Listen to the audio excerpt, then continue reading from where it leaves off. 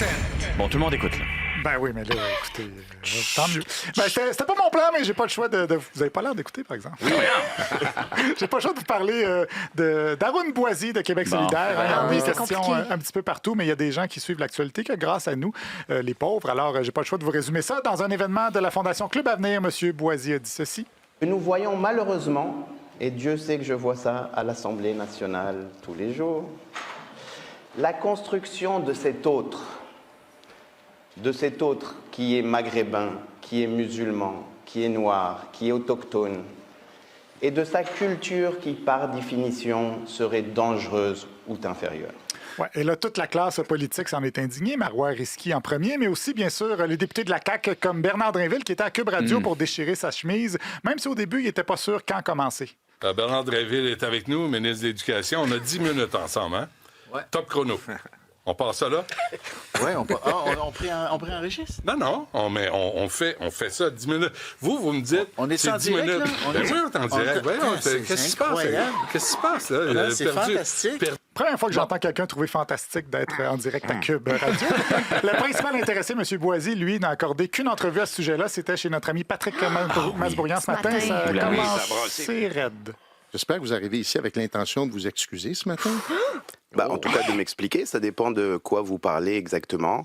Les propos qui choquent sont des propos que je n'ai pas tenus. Il y a beaucoup de personnes qui sont sorties pour dire « M. Boisy dit que tous les députés de l'Assemblée nationale sont racistes ou que ses collègues sont racistes, etc. » Vous l'avez entendu dans l'extrait, ce n'est quelque chose que je n'ai jamais dit. Ouais, donc, il estime avoir été mal interprété. Il dit « Je n'ai pas dit que l'Assemblée nationale était raciste. J'ai dit qu'à l'Assemblée nationale, on dépeignait la culture de l'autre comme dangereuse et inférieure. » À vous de lire ce que vous voulez entre les lignes, comme M. Boisy lit entre les lignes de ce qu'il entend, lui, à l'Assemblée nationale. Monsieur Carman nous explique, à une question au Salon Bleu, à la période de questions, sur les intervenantes qui ont couché avec des mineurs dans la DPJ.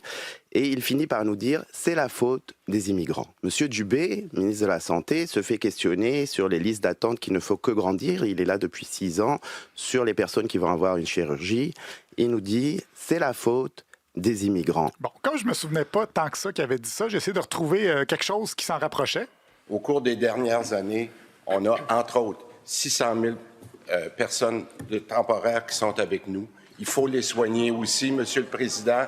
Ce qu'on demande à nos gestionnaires, c'est ça, de s'ajuster au changement. J'ai parlé d'un changement, il y en a un autre qui s'appelle le vieillissement de la population. Bon, du côté de la DPJ, maintenant, ça aurait été possible que je manque certaines déclarations de Lionel Carman, parce que c'est généralement à ce moment-là que je m'endors, pendant la période de questions.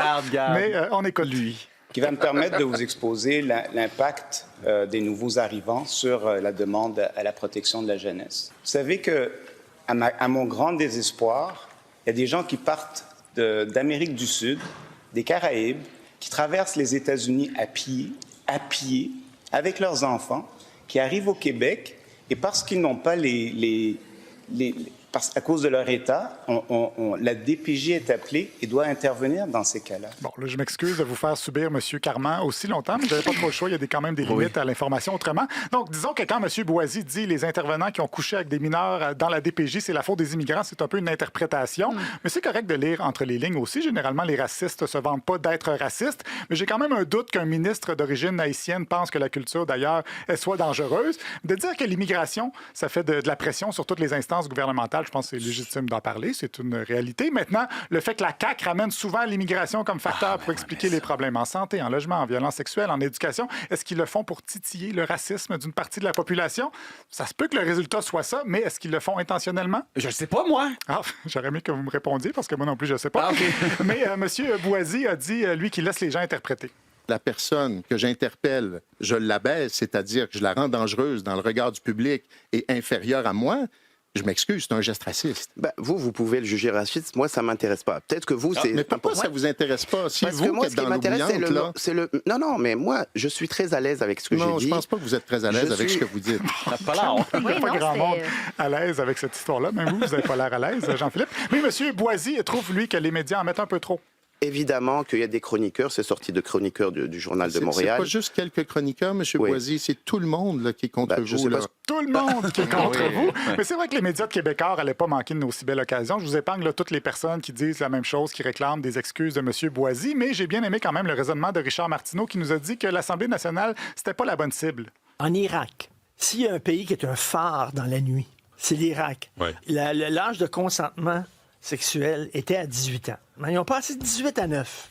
Imagine. Puis après, on se fait faire la leçon. Et l'Afghanistan, autre phare dans la nuit. Oui. Ils viennent de faire une exécution publique dans un stade devant des milliers de personnes. C'est un gars qui était condamné pour un meurtre. Les gens de la gauche aujourd'hui, tu sais, avant, les gens de la gauche, ils dénonçaient ce qui se passait en Afrique du Sud, ils dénonçaient, ils étaient partout. Là. Ouais. Face à ça, ces deux nouvelles-là, voici ce que dit la gauche. Très évocateur. Oui, alors, M. Boisy dénonce l'Assemblée nationale, mais pas l'Irak.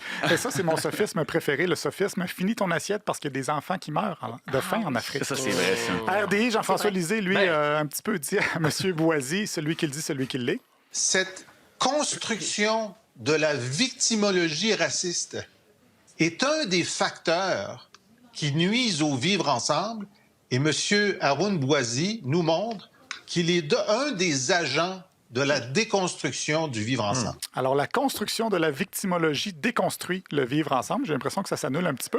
Mais pour rester dans la construction, il a quand même décrit la chose en des termes plus simples à Radio X. Ça lui revient dans la face comme un mur, comme un char de briques. Et la personne qui lui envoie le plus de chars de briques, c'est Marois Risky. Ouais, il ne faut pas confondre char de marre des tonnes de briques. Je crois que dans cette histoire-là, ça résume assez bien la situation. Et je termine avec quelque chose d'un peu moins intense, mais de tout aussi potentiellement toxique que les accusations de racisme. Le déversement de peroxyde. On voit c'est une situation d'urgence. Ce serait donc du peroxyde, un produit qui est extrêmement chimique. Pas juste chimique, extrêmement chimique. Ça, c'est très chimique. Cet accident-là met le doigt sur le bobo du transport par train. Ça tombe bien parce que c'était du peroxyde. Je vous remercie beaucoup. Doigt, bobo, la poignée-vous? Oui. Mais c'est réussi. Hein?